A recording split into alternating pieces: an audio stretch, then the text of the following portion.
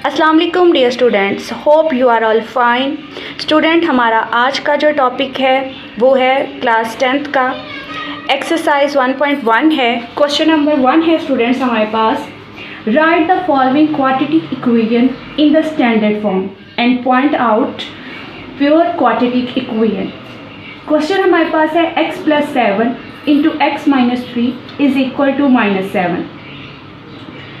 इस क्वेश्चन को सॉल्व करने के लिए हमारे पास कुछ उन्होंने हमें चीज़ें दी हैं, इनको फाइंड आउट करना है। जिसमें हमारे पास क्वाड्रेटिक इक्वेशन क्या होगी, स्टैंडर्ड फॉर्म क्या होगी और प्योर क्वाड्रेटिक इक्वेशन क्या होगी।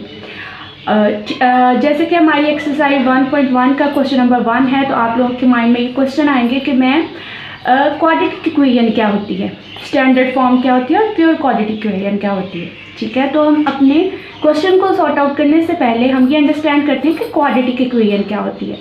स्टूडेंट, क्वाड्रेटिक इक्वेशन लाइक मैं यहाँ पे राइट कर रही हूँ 3x² + 4x + 2 is equal to 0। यहाँ पे मैंने एक वैल्यू अपने पास से राइट की है। ठीक है, अब यहाँ इसका फर्स्ट यहाँ पे देखिए, यहाँ तक ये हमारे पास एक बन रहा है क्वाड मीन स्क्वायर। अब स्क्वायर किसी भी वेरिएबल के ऊपर जो उसकी पावर होती है, लाइक मेरे पास x है और इसकी पावर मैंने लिखी है 2, तो किसी भी वेरिएबल की जो पावर होती है, ठीक है, उसको हम कहते हैं पावर जो होती है, लाइक ये 2 है तो इसकी पावर 2 है, इस मीन्स ये x का स्क्वायर है। ठीक है, किसी भी चीज़ की पावर जब 2 होगी वो उसका स्क्वायर होगा। तो यहाँ पे क्वाड्रेटिक का मतलब भी ये है स्क्वायर होना। इसमें जो भी हमारे पास वेरिएबल होगा उसकी जो हाईएस्ट वैल्यू होगी, हाईएस्ट उसकी जो पावर होगी वो 2 होगी। ठीक है, यहाँ पे लाइक अगर मैं लिखूँ 4x², अब भी हमारे पास x जो वेरिएबल है उसकी जो हाईएस्ट पावर मैंने लिखी है वो 2 लिखी है। ठीक है, तो ऐसी इक्वेशंस जिनकी हाईएस्ट पावर जो होती है वो हमारे पास 2 होगी, तो हम उसको बोलेंगे क्वाड्रेटिक इक्वेशन है। ठीक है, ये हमारे पास एक क्वाड्रेटिक इक्वेशन आ गई। अब इसकी हाईएस्ट पावर 2 होगी, इसकी हाईएस्ट पावर 3। अगर मैं लिखूँ x की पावर 3, x की पावर 4, 5 की पावर 3, तो ये सब क्या है, ये क्वाड्रेटिक इक्वेशन नहीं है। क्वाड्रेटिक इक्वेशन क्या है, जिसकी हाईएस्ट पावर जो होगी, वेरिएबल की हाईएस्ट पावर 2 होगी, वो हमारे पास क्वाड्रेटिक इक्वेशन होती है। ठीक है, अब इसके बाद आते हैं स्टैंडर्ड फॉर्म। अब हमारे पास स्टैंडर्ड फॉर्म क्या है। स्टैंडर्ड फॉर्म हमारे पास है, लाइक मैं यहाँ पे राइट कर रही हूँ ax² + bx + c is equal to 0। ये यहाँ पे मैंने एक वैल्यू राइट की है, ये हमारे पास है स्टैंडर्ड फॉर्म। अब स्टैंडर्ड फॉर्म में जो वेरिएबल हैं, कोई भी यहाँ पे रियल वैल्यू हम लिख सकते हैं।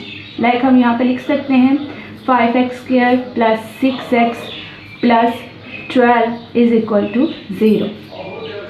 ठीक है, अब यहाँ पे स्टूडेंट्स जो हमारा फर्स्ट रियल नंबर है, हम इसको 0 नहीं राइट कर सकते। लाइक अगर मैं यहाँ पे राइट करूँ 0x² + 6x + 12 is equal to 0।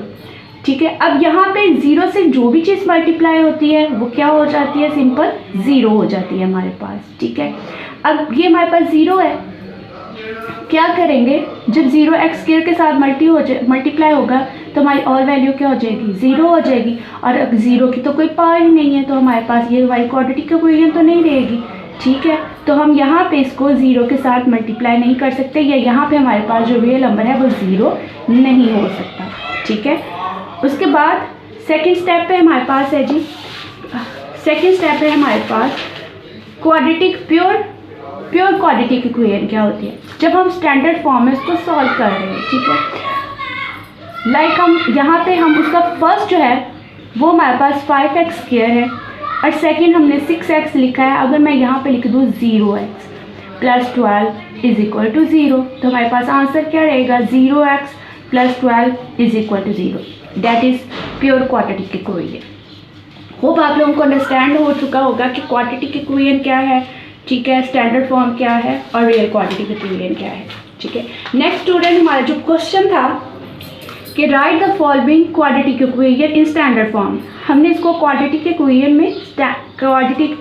में और स्टैंडर्ड फॉर्म में इसको हम लोगों ने चेंज करना है। देखें इसका सोल्यूशन मैं क्या करती हूँ, इसका सोल्यूशन हमारे पास वैल्यू है x + 7 into x minus 3 is equal to -7। First हम क्या करेंगे, x को इस सारी वैल्यू x माइनस 3 से मल्टीप्लाई करेंगे, देन 7 को भी हम इससे मल्टीप्लाई करेंगे। कैसे देखते हैं। For example x into x minus 3 plus 7 into x minus 3 is equal to -7। जी, x को हम इसके साथ मल्टीप्लाई करेंगे, x से मल्टीप्लाई होके एक्स स्क्वायर माइनस एक्स 3 से मल्टीप्लाई होगा 3x प्लस 7 को x से मल्टीप्लाई करेंगे 7x और 7 3 time is 21 -21 is equal to -7।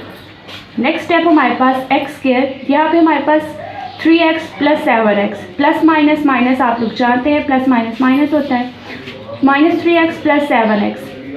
ठीक है, इसको हम सॉल्व करेंगे, हमारे पास आंसर क्या आएगा plus 4x -21 is equal to -7। हमने इसको क्वाड्रेटिक इक्वेशन बनानी है, तो नेक्स्ट स्टेप पे 7 को हम इस साइड पे एक्स स्क्वायर प्लस 4x -27 -21 और -7 इस साइड पे आके प्लस 7 और इधर हो जाएगा हमारे पास 0।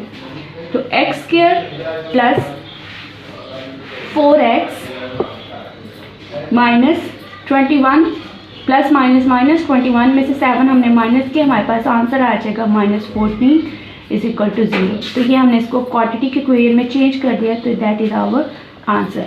होप आप लोगों को इस क्वेश्चन की समझ आ चुकी होगी। मज़ीद जो भी आप लोगों के प्रॉब्लम्स होंगे आप इसको कमेंट सेक्शन में मुझे बताइए, मैं आपके प्रॉब्लम्स को सॉर्ट आउट करूँगी। Thanks for watching me, take yourself, Allah हाफिज़।